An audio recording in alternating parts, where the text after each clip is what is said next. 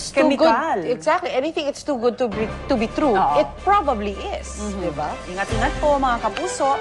At para sa umating pong balita ngayong umaga, eto na Action Balita.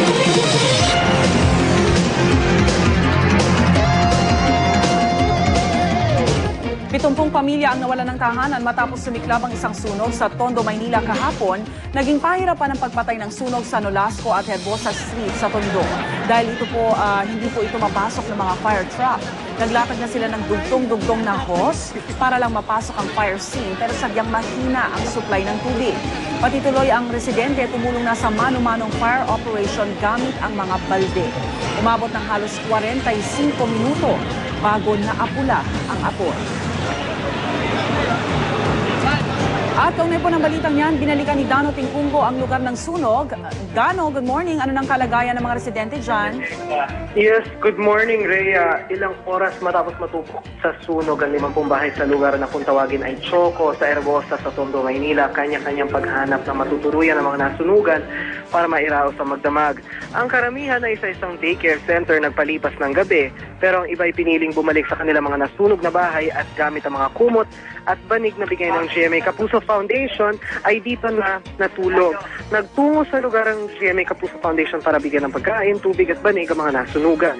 Karamihan sa mga nasunugan piniling manatili sa kanilang mga natupok na tirahan. Hindi pa rin halos matanggap ang nangyari sa kanila. Patuloy nilang binabantayan ng kanilang mga tahanan kahit halos wala nang natira dito. At amoy na amoy pa rin ang usok na dala ng sunog. Sa ilang dako ng Choco nga, katunayan ay may ilan pa rin mga umuusok na tirahan bagamat hindi na raw ito lalaki pa ayon sa mga residente. Hindi pa rin daw malinaw sa mga taga rito kung ano ba ang tunay na nangyari, kung may nanabotahe ba o sadyang aksidente lang ang nangyari. Pero ano man daw ang tunay na kwento, hindi raw ito mahalaga sa kanila sa ngayon. Ang mas mahalaga raw ay kung paano nila maibabangon ang kanilang mga sarili. Samantala, patuloy naman ang investigasyon, isinasagawa naman nila Fire Department sa nangyaring sunog kahapon. Rhea? Alright, maraming salamat, Dano Tingkunggo. Samantala, tuloy po ang pagsisiyasat sa sunog na naganap sa isang restaurant sa Barangka, Marikina City, pasado alas 9 kagabi. Sa inisyal na investigasyon ng Bureau of Fire Protection, lumalabas na sa kisame nagsimula ang sunog kung saan may narinig umanong pumutok. Kasunod niya nang agad pagkalat ng apoy na tumupok sa buong kusina. Gayunman, naapula rin ito bago pa lalong lumaki at mandamay ng iba pang establishmento o bahay. Umabot ng ikalawang alarma ang sunog at tumagal ng humigit kumulang 1 oras. Wala namang nasaktan sa sunog. Sa ibang balita naman, nagsalpukan naman ang isang kotse at taxi dito naman sa Quezon City. Narito ang aksyon balita ni Oscar Oida. Oscar? Yes, Rhea, isa nga ang sugatan matapos magsalpukan ng isang Toyota Corolla at isang pambaserong taxi sa may kahaba ng E. Rodriguez, kanto ng Judge Jimenez sa Quezon City, pasado alas 12 ng hating gabi. Nangyari, Rhea, base sa report ng mga otoridad, bigla nung sinakop o kinain ng naturang Toyota Corolla itong lane ng taxi. Dahilan nga para magpang-abot ang dalawang sakyan.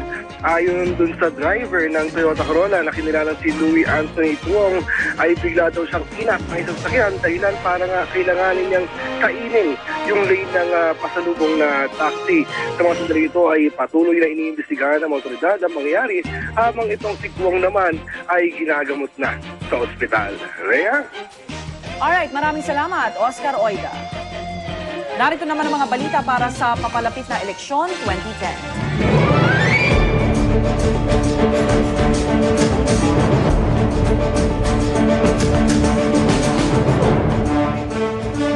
Kinontra mismo ng dalawa sa mga nagbalangkas ng ating saligang batas ang desisyon ng Korte Suprema.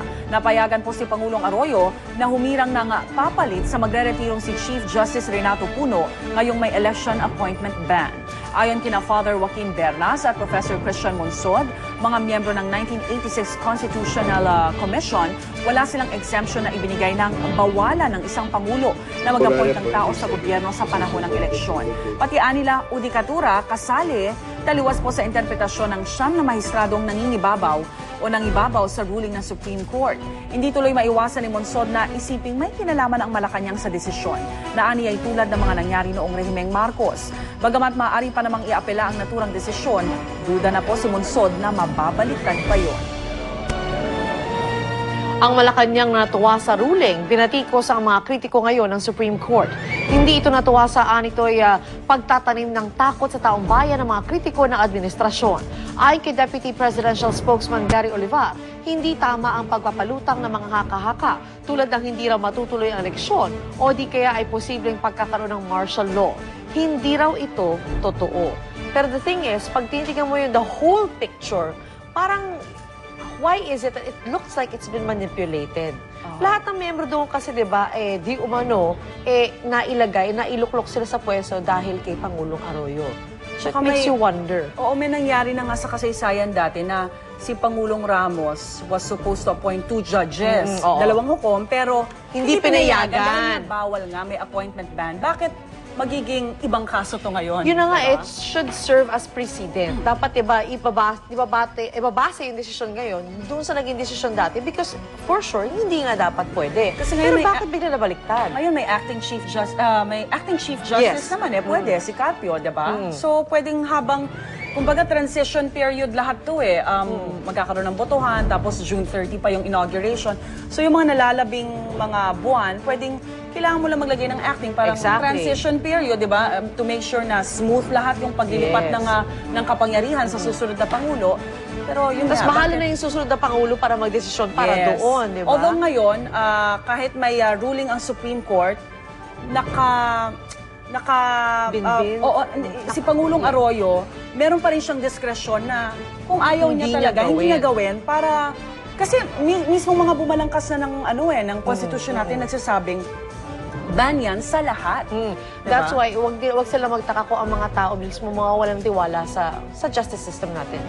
Because if they're being manipulated, paano mangyayari sa election and after election? Abangan natin ang susunod na kabanata kung meron nang i-appoint, no? Sino susunod. Inaasahang ililipat ngayong araw sa tanggapan ng Department of Budget and Management ang labi ng dati nitong kalihim na si Emilia Bongcodin. Pumanong po si Bongcodin noong March 15 dahil sa cardiac arrest. Dakong alas 9 ng umaga, isasagawa ang Requiem Mass. Alas 5 ng hapon naman, magkakaroon ng necrological rites na pangungunahan mismo ni Acting Budget Secretary Joaquin Lagunera. Isa pong Requiem Mass ang isasagawa matapos nito. Bukas dadalhin na sa Bonifacio Heritage Park sa Taguig City ang labi ni Bongcodin. Mananatili ito roon hanggang Linggo, araw ng kanyang libing. Nanawagan naman ng pamilya Bongcodin sa mga makikiramay na sa halip na magpadala ng bulaklak ay mag-abot na lang daw ng donasyon. Para yan sa ipinaayos na school building ni Bongcodin sa kanyang hometown sa Iriga, Camarines Sur.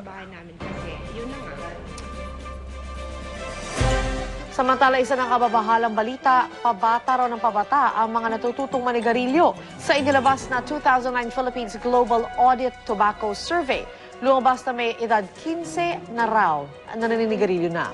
Sa kabuuan, may naitala ng 17.3 million na Pinoy na naninigarilyo. 22.5% dito, inaaraw-araw daw ang bisyo. Pinakamarami pa rin sa mga smoker ang lalaki.